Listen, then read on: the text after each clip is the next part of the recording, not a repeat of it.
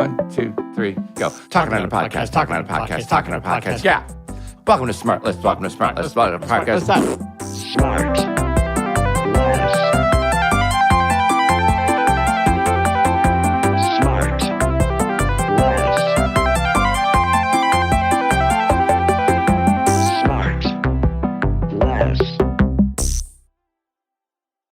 Did you guys see each other last night? Did you have a fun day? Yeah. We did. We had a little Grammy watch party. Yes. Oh, you did? Really You fun. did a full... I almost called in. I almost did a call in because I miss everybody. I know. We miss you miss too. you. Well, when are you back? You're not back for what, 2 more months? I'm coming back tomorrow for a few days, but I'm going to miss this weekend. I know this weekend is a thing up at the place for a friend, and I can't... Yeah, I'm not there either. I can't go because... I'm really bummed. You're going to go, right? No, I'm not. I can't. I go to London tomorrow. Oh, you're going to London tomorrow? You start tomorrow? No, but I mean, you start your journey, your process. Yes. Do you have a complicated character you're playing in this next job, Shawnee? Not at all. No? So no homework, no process, no... I mean, yeah, because I'm a nerd, I do all that stuff still, but it's... Wait, give us a slight little window into that. Well, it's the same... Look, can we say hi to your character? Yeah. Can he make a visit with us? Sure. Let me see. Go ahead. Do you have a question for him? Hey, good morning. How are you Good today? morning. Oh, so he's a That's it. radio personality? No, he's a game show host. Oh, really? Oh, okay. Yeah. And what's his name? I don't know his name. It's just game show host. Oh, his name is just host. Okay. Yeah. So host, how are we doing today? I'm not doing this. It's so icky. I was just He about gets to throw shy, up. Will. He gets shy. Could you imagine? Wait, Anyway. let me quickly, and this is universal. You're going overseas, you're flying, you're taking a night flight. Are you going to eat the meal on the plane? Will you eat on the plane? JB, will you eat the airline I got to food stay on the plane? alive, yeah. I do like the airline food. You do? Yeah, it's gotten weird better reason, over the last 50 years. Yeah. I had heard a rumor that they stock it full of stuff to stop you from pooing. What, to stop you up, you mean? Yeah. There's That's not a true. binding element to all plane food. Sure, a binding element, because they don't want People taking trips. people like Sean and Scotty, just gorging themselves, Wrecking and then it. all of a sudden, on French creating dips. yeah. Will, what newsletters are you into lately? I mean, are you like, where are you getting all this? I still subscribe to all my German poop mags. So. Remember those Air Mall magazines that used to be? I loved them. Yes, they're so popular. Yeah, and then you Really? get like the Hammacher Schlemmer section on it Yeah. and stuff. You're like, of course I need a fucking ping pong table that folds up into a Could put card in my table. trunk. Yeah. Did you ever buy anything from one of those? I think like a dog door. Do they that still you have use? barf bags in the back of the seats? They do. I haven't looked for a while. They do, because I chew a lot of gum. But isn't that interesting? Like a lot of people don't throw up like they did in the 70s. Now nobody throws up on a plane. Oh, you think that people throw up less? Yeah, think that's you're what I'm saying, right, on a Sean. plane. On a plane. Like, when have you seen somebody throw up on a plane? Right. It used to be an every Have you ever flight. thrown up on a plane? Oh, No. sure, I have. I had I did. too much kiwi once. Yeah. Jesus. I threw up. I got on a plane. I was super hungover. I was about 18. Okay. And I'm not kidding. Well, you threw up from hungover, not the plane. Yeah, not the plane. But I remember vividly, we're taxiing out, leaving Toronto, and just as we start to increase speed, I go, I'm gonna need my bag. Somebody had sealed it with a piece of gum. Can I just say it is gross? I filled it. I filled the bag. I had to get another. I had to hold it as we took off, and I go, I'm gonna fill another bag. Oh, my. It was What a dream. Actually, it should be noted, I threw up in the airport terminal before I got on the plane. Get this. I was walking in the old Toronto terminal number 1, so it shows you how long ago it was. 'Cause it's long gone. And I remember walking to the gate, I guess, from having checked in and being like, oh boy, I gotta go. And I ran, and there was I opened a door. I thought there was a bathroom. There was no bathroom, but there was a door, and I opened it, and it's just the stairs, like the raw stairs going between You're like, oh, that'll floors. do. And there were people coming, and I literally go, look out! And they moved, and I threw up down the stairs. Just a big cascade. Projectile. Yeah. That is something. Isn't that unreal? It was so gross. I God, haven't that's thrown funny. up in a while. Have either of you guys thrown up in a No, while? not in a long time. About 10 years ago, I was doing reshoots We got to get... on Teenage Mutant Ninja Turtles, and I was like, I woke up one morning and I started throwing and going. It was a two-part affair. Everything was happening at once, and then we were on reshoots, and we had to go, and I went, and everybody, like most other people on set, had gotten this bug was going through. Yeah. And at one point, I was working, shooting a scene with somebody, and the director goes, "Okay, Will." Okay, he's like, "Okay, just come out here, and then you just got to run across the parking lot." And I go, "Dude, I'm not running anywhere, because if I run 1 foot, 1 foot, it's all over. It's all coming Something's out. going to open. What was the movie? Teenage Mutant Ninja Turtles. Wonderful. Which is a great segue to our guest. I really enjoyed that film. That's a callback. I love it. My guest today has been a close friend of mine for decades. She's... Get to the good part. He's so far from the stage.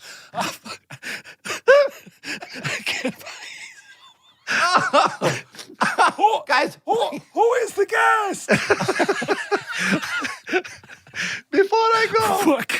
Fuck me. my God, I'm crying. Me too. Okay. Now listen, we got it. Come on, guys. You know what I think? I truly believe when you laugh that deep, you're killing cancer. I truly believe that. I think All right. you're right. I think you're right. God All right. damn Well, it. we have to explain to her what the joke is, so she's in on it. All right. So she's a very good friend of mine. She's a Peabody and Emmy Award-winning journalist and producer, as well as a devoted mother, grandmother, and friend to so many. She's the person I go to for advice about literally anything. She's the author of 7 New York Times best-selling books. 7. I've been trying to get her to read them to me. Born in Chicago, just like me, but the former First Lady of California, which is only slightly like me. It's the luminescent and brilliant and wonderful friend. Oh, Maria Shriver. Shriver. I got it. Shriver. I got it before you said it. Okay. Good morning. I mean, you had to sit through all of that. I can't believe that. I can't be. I'm going. I'm throwing. The blowing. I just am like. Oh, I almost like- feel so at home. I have 4 brothers. Yes. Why did you Right. say yes to A this? lot is happening. A lot is happening today. You grew up like that. I grew up like that. I still live like that. So I have 4 brothers. So this was not a shock to me at all. Oh, So for I actually God. really enjoyed it. They're also dingbats, just like us, huh? Forgive Yeah. us. The Forgive us. barf bag. I've sat next to people like that. So Maria, gross. I have been so jealous of your friendship with Shawnee for so long. I hear you're just the greatest ever. This is the He first speaks day of our so friendship. highly. I'm very excited. The first day of our friendship, I know Yeah. I've been asking Sean to invite me on this show since the very beginning, and he Yes. wouldn't invite me. He's a No, little no, He wait. wouldn't invite me. He What would was the never reason- invite me. what was I the don't know reason he why. gave? Speak, No, Sean. wait a speak. minute. Why? Wait a minute. Never. No, He said we have to start with all the famous people. Sean, We have you to said start- we to have me go if- through all the famous Will's people. blocking Sean, you it. I said think you said that's a what he friend said. of mine. You said a friend of mine keeps texting me and asking me, and I keep telling her no. What was it? Maria? Now we're getting close to it. No, Maria Oh, Shriver. Sean. No, You I kept said to saying you. that about no, me? No. Oh, my I said- God. No, Pretty I said to feelings. you what Oh, my I said. God. You want to come on? You said, "What am I going to talk about? What would I ever talk about?" This was 5 years ago when we started, and now you're like, "Can I come on the show?" I'm like, "Of course you can." I'm like, because people will say to me, why has Sean never had you on his show? It's so weird. I go, I know. It's It so is weird. It's It so is weird. no, We can talk to you about anything, though, is what I love about you. You can tackle any Yes, issue. that's why you? I can't wait to talk about 10,000. But you said to me, I always said, say. that what I'm so excited about is the only show I've ever gone on where I haven't prepared at all, because you told me not to prepare at all. Correct. So I didn't Yeah. brush Yeah. my hair. I had no makeup. Yeah, I because didn't we're do not anything. right. We're Nothing. not filming this. It's just audio. It's a podcast. You know what a Yeah, podcast is. but I didn't prepare. Oh, please don't explain to her what a podcast is. I mean, this Thank is a you, bridge. Will. Thank This you. is- I mean, this my is a bridge God. too far. Yeah. I yeah. really. Oh, my God. It's All right. insulting. Insulting. Doesn't All think right. I can sit here with 3 men. I don't know what's that. What's that? Well, we're going to talk about that too. All right. So 3 men. Yes. Okay. You are okay. First of all, you're one of the most special people in my life. I love you Thank very you. much. I I've known love you for you a very too. long time. How'd you guys meet, by the way? How did this start? It started in 2001 ish, around there. And I used to date somebody that knew Maria, and that's how we were introduced. all right. Got it. Okay. Yeah. So my first question. Go ahead. Willie. No, you go ahead with your first question. Line it No, up. I was just gonna say because you've been that to me and so many things to me, and you're always the person I go to for advice and blah blah blah. Who is that for you? Good question. I often go to my kids, actually. I have Wow. deep conversations with my kids. Yeah. It depends what I'm looking for advice for. I have 4 brothers. Right. So I usually go to them. I would say I go to my 4 brothers. Oh, really? Depending on the subject matter. But so each brother's a little different. They have a different level of expertise in different areas. But I often go to probably my brothers, my kids, sometimes my son-in-law now. I go to him. We love your son-in-law. We Yeah, love you love him. Yeah. So for I my love him sister, too. that's Chris Pratt. My sister who doesn't right. Just We adore Chris. We love him. We play golf with him sometimes. We like to hang out with him. He's the funniest. He's such a naturally funny he's guy. good. Yeah, he Great dude. imitates you guys playing golf. Does he? Uh-oh. Yeah, It he must does. take a while. It's not Yeah. pretty. It's No, not no. pretty. No, it's not pretty. Throw your ball into the woods, and that's an imitation of me playing golf. Maria, what area lately do you find yourself reaching out for advice on? What area in this crazy ass world is confusing you most right Well, now? how to stay engaged and not be mean in the engagement. How to get above all of the rancor and still stay in trying to make the world better. Still Stay trying measured. to figure out how to keep your voice measured, really good word. How to keep myself focused on what I'm trying to focus on and not get mixed up in what everybody wants to get you mixed up in. Sometimes I do that well and sometimes I don't. Sometimes I ask my priest, actually, depending on what the subject is. But Well, you know, lately, and not to get to cut you up, but not to get too political, but it does Just seem cut that me off. lately, That's how we grew lately, up. lately there seems to be this pressure on one side to kind of take the gloves off and meet the other side where they're at, and I'm wondering if you have a perspective on that. yes, I don't. I Not try to not get to political. do that. Not to get I try political. not to do that. I try not to get into that at all. I try to just figure out what do I want to change in the world? What's my issue? What are the 1 or 2 things I want to do? And I try to stay on that and really focus on that. I have a spiritual practice that helps me in the morning stay focused. And I try to talk about my own emotional sobriety. And I try to think about, love okay, how that. is this going to put my own ball down the court? I work on Alzheimer's research a lot. I work on women's health. And so I try to kind of focus on those things. And I try not to kind of attack people personally, which is always a challenge. I think that's really smart. And I love that. I love you talking about your spiritual practice you do in the morning and your emotional sobriety. I really love that idea. Yeah, and then I've never heard of that. and do what you can in the immediate and be present in your life right here. Right. Yeah, I also try to follow people that I admire, who are inspiring, who I respect. And there's a great guy named Father Richard Rohr who has a school. It's called Contemplatives in Action. And I think that that's a really cool concept, to be in the world, but to be contemplative in it, to bring about change in the world, but how you go about doing it. I think we think all the time we have to be angry and divisive and partisan to bring about any change. And I don't subscribe to that. I think that we can walk into the world and be determined to be focused, but we don't have to be angry and mean about it. It's kind of like, how do you fight, so to speak? And we always think you have to fight rough and tumble and mean. And I think you can fight for an issue and in a very focused way, but not a mean, divisive way. For sure. Yeah. So you're so accomplished in so many different areas and mediums, and how are you? You mentioned Alzheimer's and women's health. Are you how are you pointing all those superpowers of yours right now? Where are you enjoying putting all that stuff? We're going to get into that. She's got a wonderful magazine. Yes. Oh, just well, came out.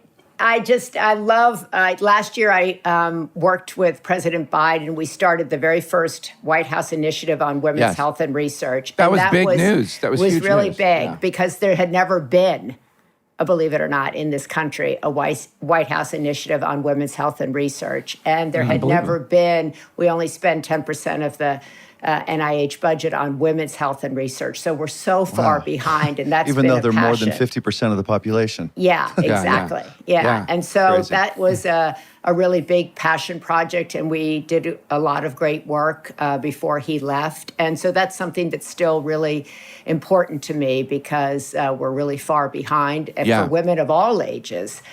And especially if you're, one of the things I learned from you too is all of the statistics about women's health and women's Alzheimer's specifically, because I've been afflicted with it in my family. You have with your dad and my mom. And so one of the things, you always said, or in your research and your education about it, you've said it's really important to, as you get older, learn an instrument, learn a language, force yourself to remain social. Even when because you want to be more sedentary when you get older. You're just like, I don't want to go out. I don't want to do anything. But it's so important to challenge your brain as you get older because nobody knows if you're going to get this. Are you thinking about starting? Yeah, I'm going to think about starting. Sean's like his Broadway play show. I mean, talk about memory. Yeah, I know. Talk about an instrument. I went there and of course, we've talked about it. Cry. We've talked about it ad nauseum. Maria, would you say that like staying and I point this towards my partners here, would you think that staying in your house 364 days of the year, do you think that that's healthy? No, that's not healthy. I don't think you do that. Well, it depends on what you're doing inside that house. What are you doing inside that house? You go first. Me? Well, listen, when you talk about an instrument, does a remote control count? You got to learn how to manipulate. I can't do that. I have to call my son all the time. And he's like, I've shown you this before, Mommy. I said, I know, but I can't remember. Could you show it again? I was at your house for dinner on last Thursday, and this big thing, we're watching TV, and this big thing, a thing comes on the screen. And we're like, Maria, how do you get rid of this? She's like, it'll go away. It'll just go away. Turn it off, turn it on. It's not going away. Just leave it alone. It'll go away. It'll go away. And did it go away? Did it go away? Did. It actually did. Okay, it went away. It went away. It said, update now, update later, press here. And Sean's like, move it. So I could watch the three of you. That's what he kept saying. He's like, I want to mirror the three of us. I'm like, just wait a minute. We'll watch the three of you. He goes, do you want to watch one version of us or do you want to watch 10 different clips of us? I said, I want to watch 10 different clips. That's all I want to do tonight. You're hijacked. Yeah, is watch the three of you. And we will be right back. And now back to the show. Wait, go back to this. I've never heard you say emotional sobriety. Yeah. Can you explain to these guys and anybody who listens that I don't remember what it's called, but you go to a place every August, is it, or something or you used to at least, where you go off the grid and what is that place? It was like a spirituality place or something? No. Actually, no, that's totally wrong. Great work, Sean. We're done. Thank you. Way to listen. What a good friend. I go to a place where my emotional sobriety is challenged, and I go home to Hyannisport, where all my cousins are. Where I need a practice. Are we not? You don't want to talk about that place, that other thing you do?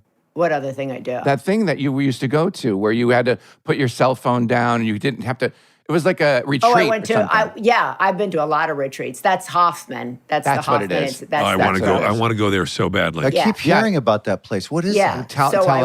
I went there, and you're not equipped, JB. You can't do it. No, I can't do it. It was actually, and I'm going back for a tune-up again. I'm a big believer in exploring yourself. That's kind of why I wrote this new book on poetry and reflection. And I'm called I Am Maria. Yes, I am, and there's a long story behind that, but. Anyway, I'm a big believer in trying to understand why you may feel dissatisfied, why you may feel stuck, why you may feel angry, why do you erupt here, there, and everywhere? What is going on inside of you? You erupt. Sorry. Sorry, that just came out of nowhere. These are the bits.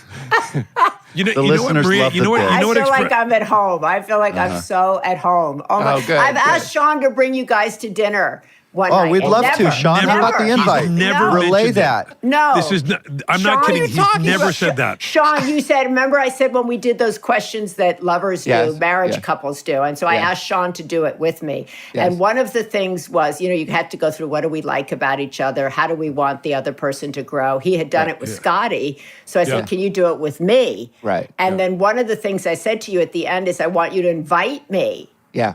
to meet your friends. Okay. He's never All mentioned right, it. I'm going to make it happen. He's never mentioned it. He's never mentioned it. I know, God. Here's okay. here's the thing, and I might be divulging this. This might be too much information, but I've recently been made aware of the term of being, or the idea of being intimate with yourself.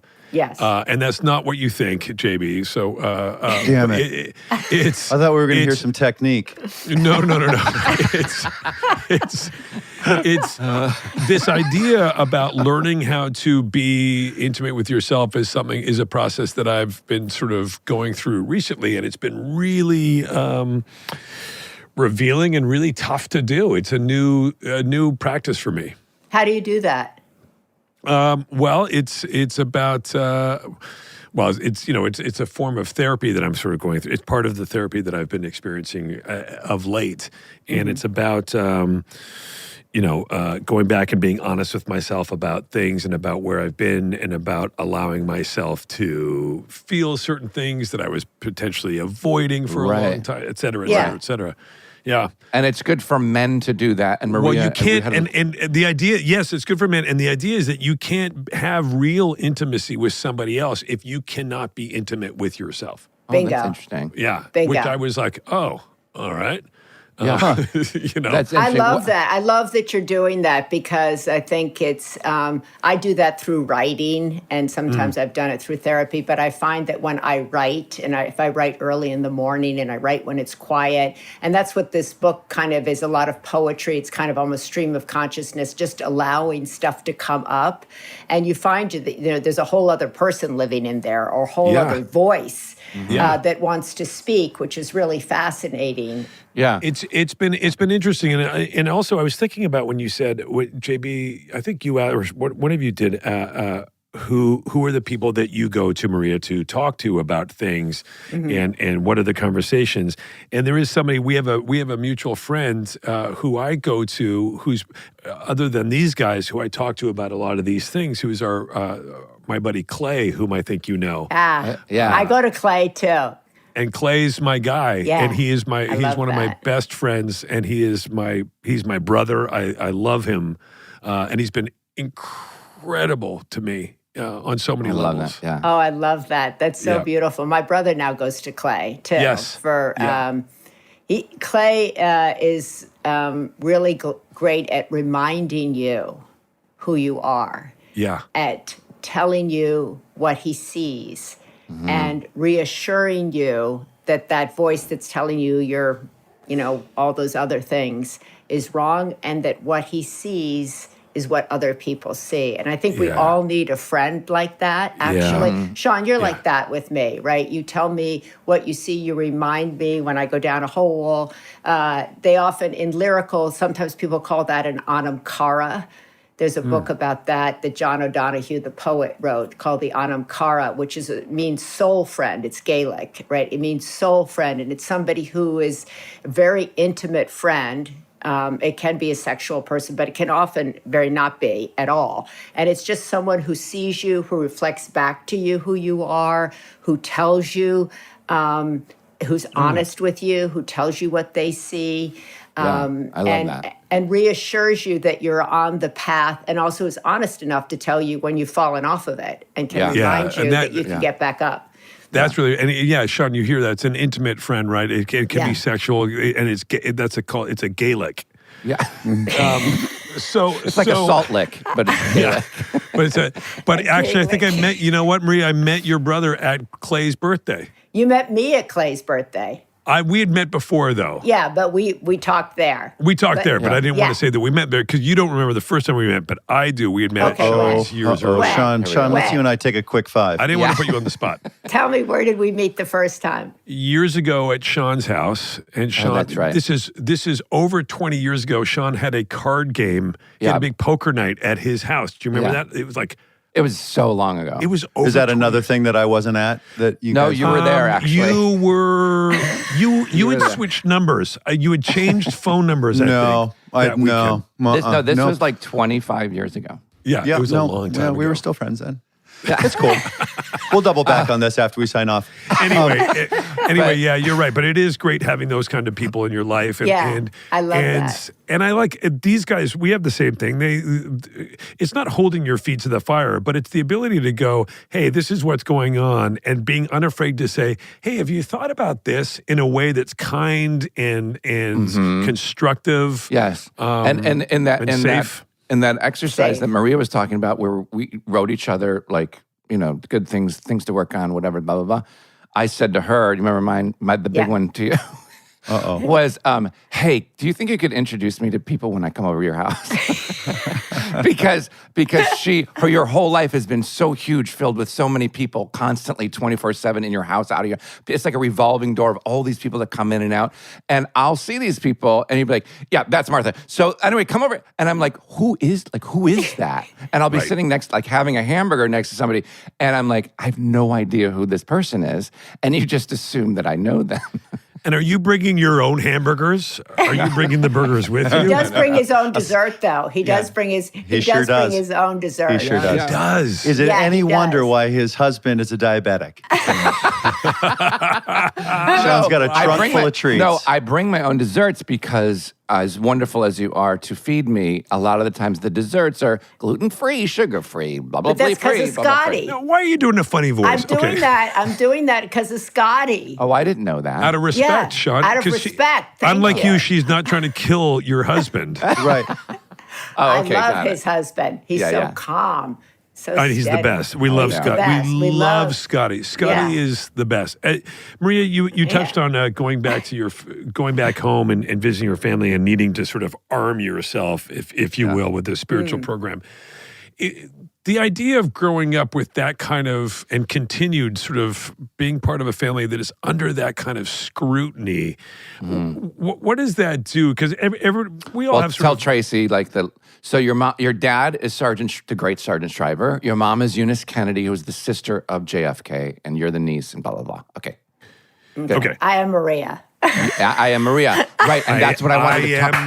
Maria. And that's what I wanted to talk about. You can find it in paperback or I am Maria. I'm a Maria. No, but the niece, the cousin, the this, the that. And you're like, I'm Maria. But that's what I want to talk about the Hoffman place. Is a guy came up. Remember this conversation was like 3, 4, 5 years ago. Do I talk to you or do I talk to? Or Will? Will ask me a question or do I go to you? Thank you, Maria. Thank you. I just don't know. Where do I go? I would first like to deal with Will. Welcome to SmartLess. Because I'm your guest, or should I go to you? But it has to do with Will. What Will's about to say. Okay. So the reason I brought up the Hoffman thing is because you had shared with me that part of your journey at Hoffman was a guy came up to you and immediately started asking you about your lineage, right? Yeah. And you're like, hang on, and it upset you because you're like, wait, my name is Maria Shriver. I am my own person. I have my own accomplishments. I have a family. I'm all these things that you are without the Kennedys, right? Mm-hmm. And then you had an epiphany that you shared with me. You're like, wait, but part of me is that, and to shun it is wrong, right?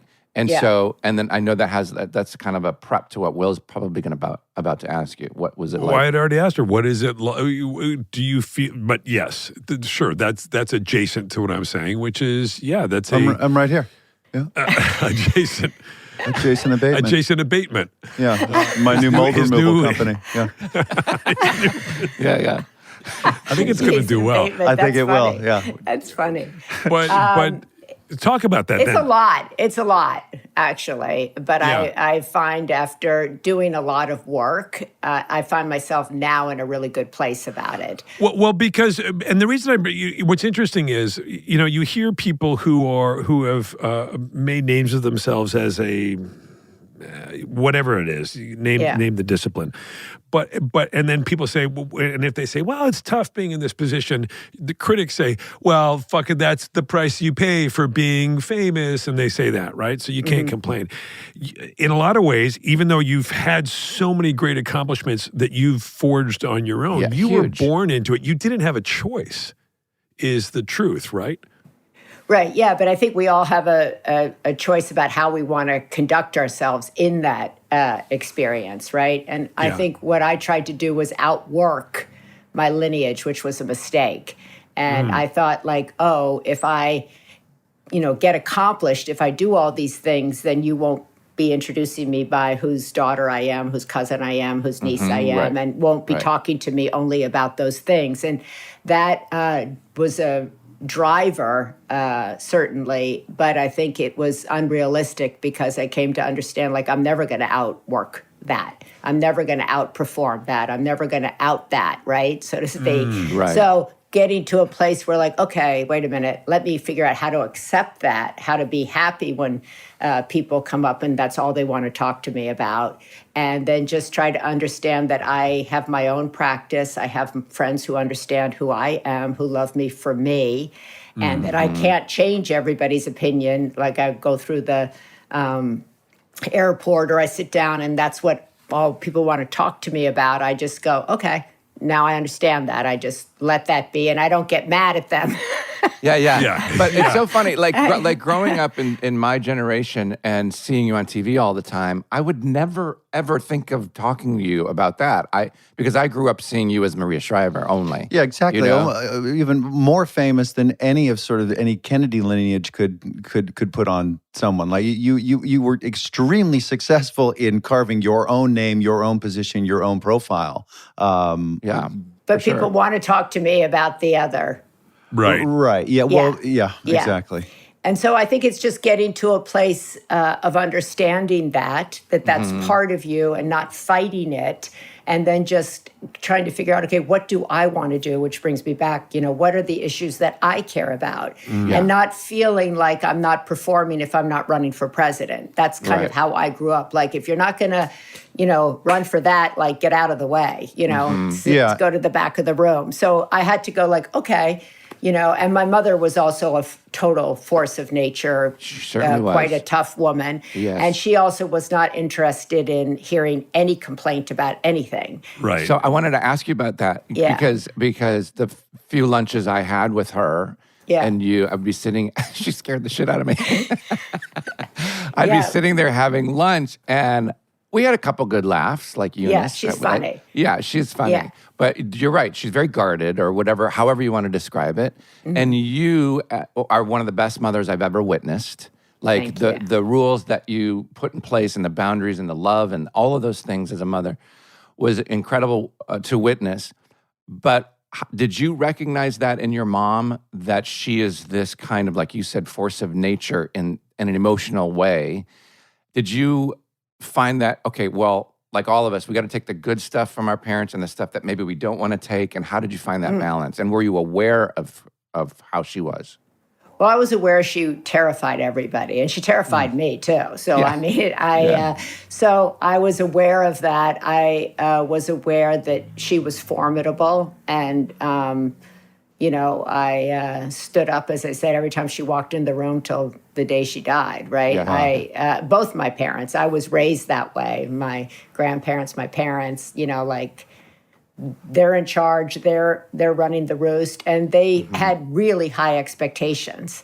And I was, and my brothers, so they were very clear about their expectations. So, and if you were not doing them, well, you just did not do them. How did that transfer into your style of parenting? I like, my dad was super duper strict, and I found that I kind of went the other direction to a certain extent. Like, I wanted my kids to feel a little bit more of a friendship with me than I had with my dad, but then I also recognized that I had this big authority figure, this disciplinarian in front of me was very good for me, gave me a lot of structure.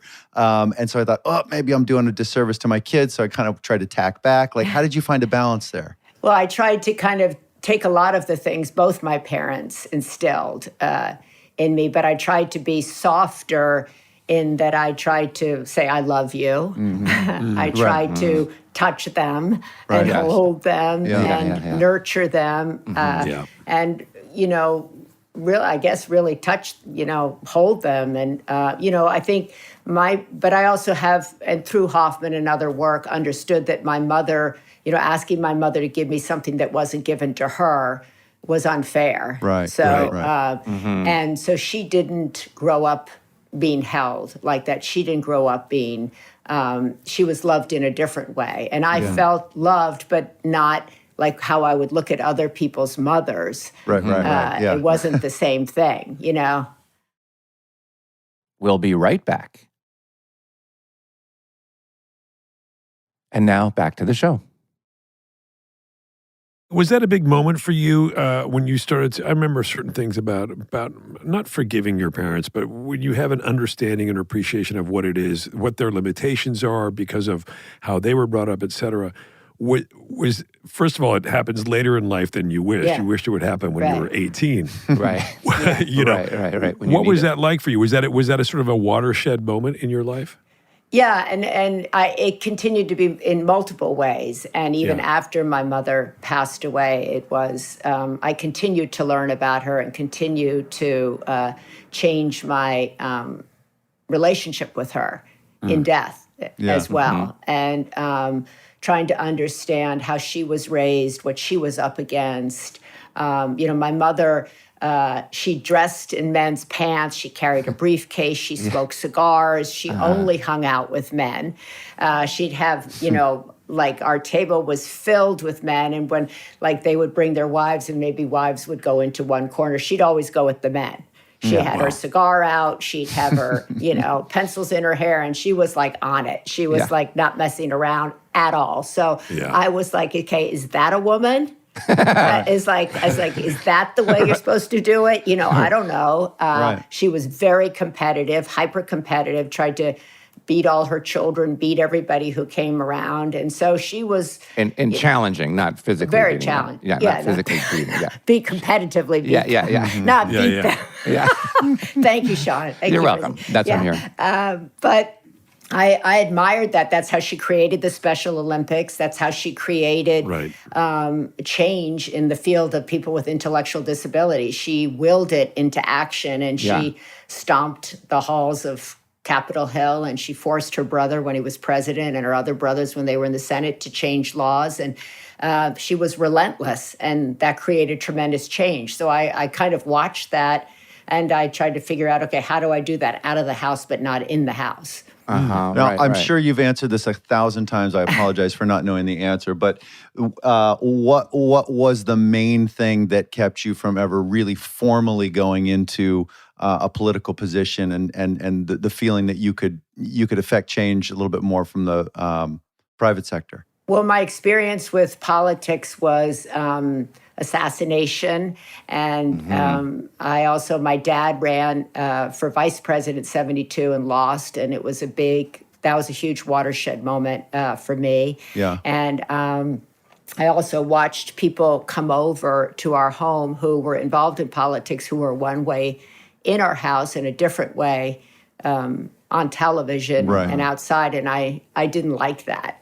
So for me, it felt, and I watched my mother, as I said, do things outside of politics and create change, and my dad as well started the Peace Corps, the War on Poverty, Head Start, foster grandparents, Job Corps, the list goes on, and I watched how they changed the world outside of running for office, and so I thought, that was a good model to emulate. What incredible examples of and using their time and their position. And Jay, how many days a week did you play golf last week? Oh boy, I can tell you. First of all, let me say I was very peaceful while I did it. Okay, good for you. The core of what I was doing. No, so I don't think that's what the Peace Corps means. Yeah, they put a P on the end of it for some weird reason. I was actually talking to my 18-year-old yesterday about. Oh no, was it the 12-year-old? Can't remember. One of the daughters yesterday about service right after school and how some countries.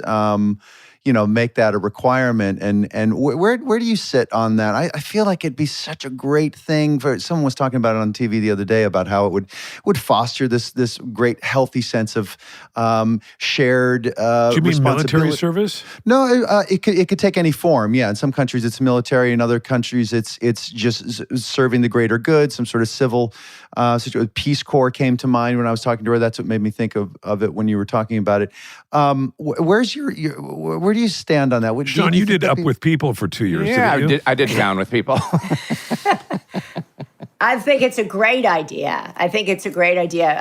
We actually, in this weekly, I heard you asking about newsletters, and I have a newsletter that goes out every Sunday called the Sunday Paper. Yeah, and we actually published yesterday this op-ed from these two friends of mine, John Bridgeland and Alan Casey, called Big Citizenship, and the idea about proposing to this administration about what we actually need is a big service corps where everybody could be of service to their country. I love that. For 1 or 2 years, and you could be in AmeriCorps, you could be in Teach for America, you could be in the Peace Corps, and actually. When Arnold was governor and I was first lady, we tried to do that. We started a California Corps of people volunteering for California. And I always felt that would be something that people would bring people from all walks of life together. And I worked for a while on a National Service Corps proposal, which never got off the ground. But, it's a financial, I think it's more of a financial issue for the federal government. I think there's tremendous desire there that people really want and would, whether it's a gap year, and that there's so many ways to be. You could have an environmental corps. They have that in California, environmental corps. I tried to do that because we need so many more caregivers for people with Alzheimer's and dementia and Parkinson's and all this sort of stuff. If people went, could they get free tuition if they went to a state school, if they gave 2 years to be a caregiver? It's a great coming idea. out. Yeah. Yeah, JB, didn't JB, when they canceled Hogan Family, didn't you have a gap year? Oh yeah, a lot. It was more of a decade. He doesn't remember it. But that would That's be quick. not to be too cynical, but it does seem like the miracle of it all, or the big thing that would get it moving would be, what is the carrot on the other side for the person who's volunteering, quote unquote? Like, is it free tuition? Is it a more favored consideration on your application going into a state school? What's in it for them aside from the good feeling you would have? Well, that would be big to get tuition. Lessened, that's I think that's a huge carrot for people waived. who have Why not just waive it? loans, or waive just it. a higher consideration, a different list that you're on when in consideration for a state school. Because I know how, my 18-year-old, that's so much anxiety for kids, like getting into a school. Have I done enough extracurricular? Blah blah blah. Like, if that was something that, like, you go right to the top of the list in consideration for these UC schools, that would be big, and it wouldn't cost. I don't think it would cost the state anything. We tried to do something like that. I was chairing a task force for the governor here on Alzheimer's, and that was one of our recommendations about that. So it hadn't happened yet, but I think there are ideas like that around, which I think are great. Yeah. And I think that young people would really like that. Service Corps, there are some programs around like that, but I think the question always is, they don't pay well, obviously. Right. But you're at an age where you don't need the money just yet. Like, you might still potentially be under your parents' wing, just right after high school and before college, and maybe the parents would be okay giving one more year of support while you're off helping the country or the state. Yeah, well, a lot of people do need the money. So it's like looking at so that it's a diverse workforce, that it's, it depends. Different states have different needs, right? Different states have different needs. And so I think it's a great idea. There are a lot of people who've been pushing it for a long time. It has not happened. I thought it was an intriguing op-ed that these guys wrote originally for the Washington Post last week, and then we repurposed it in the Sunday paper on Sunday. I want that newsletter. big citizenship. I like that idea, big citizenship. You know, it's funny. I mean, we sit here, we talk about it, and it's, we're in a unique position. We get to sort of talk about these ideas, et cetera, and they make a lot of sense. And how funny or how unfortunate it is that, as you say, there's met resistance. It never happened. It's going to go through. And it really does make you wonder, why? Yeah, why that's not? what I was wondering. Like, why don't people want to do it? Why isn't there a sense that we should, do something for the greater good? And people go, well, we don't want to. Yeah, or a couple of people. Well, there's a don't lot wanna. going on, actually. Like I look at Special Olympics all the time, which is one of the largest volunteer programs in the world, right? And people are, from both parties, from all different age groups, go out and volunteer. And I think because they're asked, like, this program won't succeed in your neighborhood or your community or your state unless you volunteer. And I think sometimes people, depends who's doing the asking, right? You even see that in our own homes. Sometimes like, who's asking you to clear the table? Who's asking you to do the chore? And then what figure is asking you to be of service? And I think young people aren't volunteering for military corps because sometimes they look and see, like, well, how does that person get taken care of when they come back? Who's doing the asking? What is the life like on the other end versus, many years ago, right? So I think it's, I believe that, if the right person raises it up, puts it front and center, makes it inspiring, calls young people up and tells them, we need you in order to rebuild the country, in order to, put our values front and center, in order that you can have a country that's going to be the country you want to live in with the values you want to live in. So I'm calling everybody up. I mean, I think nobody's called people up like that, right? It's great. Yeah. One of the pieces of advice I've actually shared with these guys before, outside of this podcast, is anytime there'd be an issue that came up politically or socially or whatever it was, and I would complain about it to you, and you would say, I know, isn't that awful? So what are you doing about it? Yeah, exactly. And I'm like, oh, and it completely disarms people, because you're right. It's like, to everything you're saying, you have to be the leader of that. You can, instead of sitting and waiting for somebody to ask you. Well, I think kids would listen to you if you just ask them to serve. Me? You think they'd listen to me? I think they would. Yeah. Maria. So, I love that. I mean, I think, Jason, you should take that on. I think, like, my kids, if you ask my kids, they pay attention. They'd be like, did you hear it? God, he asked us to be of service. Or I think Will has a better voice. Will makes a lot of money with his voice, a lot of timbre to it. I'll set him up with a big phone bank. I think, I'll get him Jason, all we'll the send a numbers. car. We'll send a car to get you out of the house. Will, I think you're uniquely suited for this. You got a whisper booth there. Everything's all ready. Whisper booth. So, Maria, before we leave you, you're leaving? You're You're already into overtime. Then We owe you I'm one. going to go tell the leaf blower he can go back, right? Yeah. Yes. But wait, I have one last thing. One last thing. You've super successful. You've seen it all. You've met everyone. You've had more experiences than anyone I know. What is it there? What is that you haven't done or want to accomplish that speaks to your values? How about that? Oh, that's a really deep question. Yeah. Funny. Wow. Yeah. Should have gave her that at the beginning and give her a chance to come up with an answer. I don't know if I'm going to tell you the answer. I know the answer, but I'm not Why? going to Really? tell you this. Yeah. Come I on, know the Maria. answer. No, not going to say it. You're But not going to tell us what you... I'm just going to keep on going. I'm going to keep on going right down here. I totally am always thinking of, like, You're pointed in the right direction. Yes? I'm pointing in the right direction. Yes, I'm that's moving true. forward. You are. I think, and I always tell you, I think, like, who do I want at my 70th birthday? Who do I want at my funeral? And I work on those relationships now. I love that those are two different lists. I love it.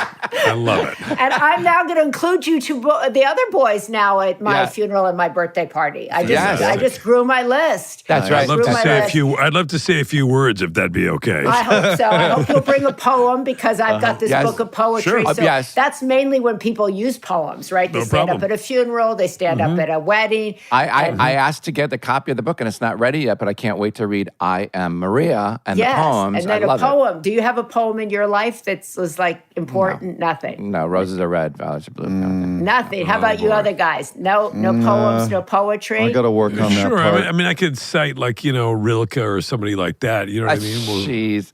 I mean, what are we going to do? Poetry is, is useful in times of celebration, in times of heartbreak. go. So Thank you don't you, want, so Will. Maria, you don't want Thank to, you don't want to answer the one thing that you haven't done that you want to accomplish. Well, but you made it specifically to her values. Now you could say something a little bit more trivial, like was there a place you'd like to go or a person you've yet to meet? Yeah, how about that? Oh, yeah, I have a person I'd get to meet. I really want to sit and have a meal with the Pope. I really want to meet the Pope. Let me just I want to check. be. I want to move in with the Pope. I want to hang with the Pope. He's pretty jammed. I'm looking He now. is? He's. I mean, how's your April? How's your April looking? I'll change. I'll even give up my Sunday dinner for the Pope. Let me talk. I'll move everything around for the Pope. Wow. For Francis. Yeah. He's my man. I feel like you can make that happen. All right, I'm going to work on that for you. Will you work on that for me? Yeah, just put me in your luggage, take me there to Rome. I think if I could just get in and sit down at the table, you're not allowed. Yeah. My brother went there, and you're not. If you see him eating there, you're not allowed to go over and talk. No. And so my brother said, "Well, you would break that rule, Maria." I said, "Oh, for sure." Let me just say this, Maria. Maria, let me just say this. If anyone can, the Vatican. Okay, so don't worry. You're going to make it happen. That's funny. The Vatican. There we go. Okay. Maria, we love you. I can't wait for your book. Yes, so much. You. One of the most important people in my life is you, as well as these two fellas. So I'm all in one show. Makes me very, very happy today. Really nice to meet you. Thank you for having me. Thank you for having me. Maria. I want to come over and clear the table. Invite me. I'll be a good guest. Yeah. Okay. And you don't have to ask him. He'll just do it. He'll do it? Yeah. I love it. Good example for my boys. All right, honey. Love you. Okay, bye. Thanks, now Maria. do I go? Thank You you. do. You slam it. Yeah. You Okay. can slam it shut. Here.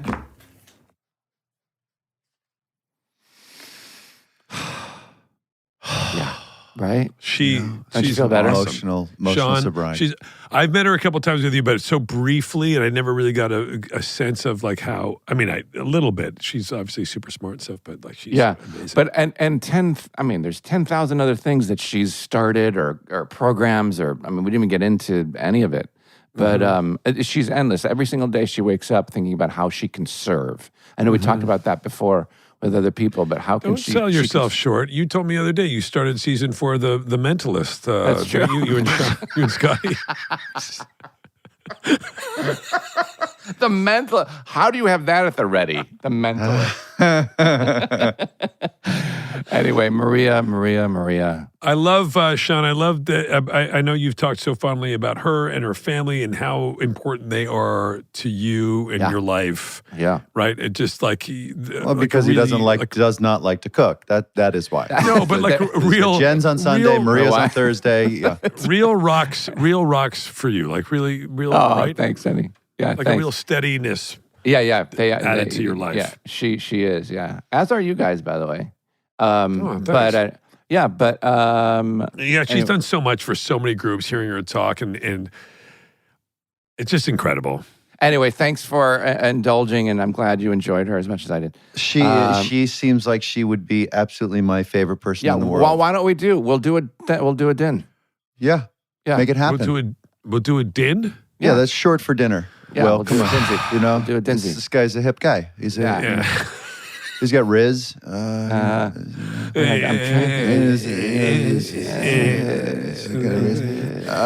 Sean, anything on the in the bifolder? Oh, there we go. He's got the bifolder. I don't have. Pull up the bifolder. Yeah. And we'll put on your bifocals and anything there. We watched. Go ahead. Oh, here we go. Here's a made-up story. We watched a show last night, and I he's excited. I used this one before.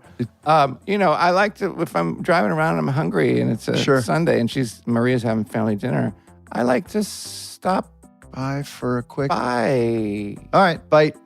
Quick bite and bye everybody. Bye. Fuck, we are scraping the bottom. SmartLess.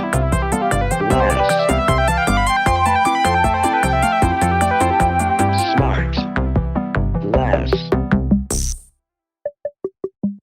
SmartLess is 100% organic and artisanally handcrafted by Rob Armjarv, Bennett Barbaco, and Michael Granteri. SmartLess.